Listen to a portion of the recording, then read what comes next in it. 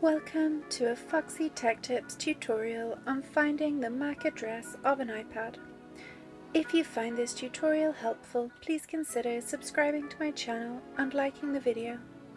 Start by opening the Settings app.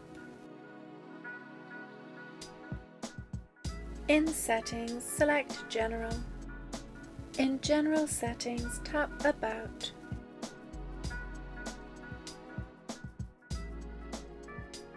In the About settings, scroll down to where it says Wi-Fi address.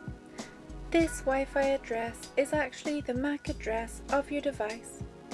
If you hold down on it, you can get the option to copy it to your clipboard. And that draws an end to this tutorial.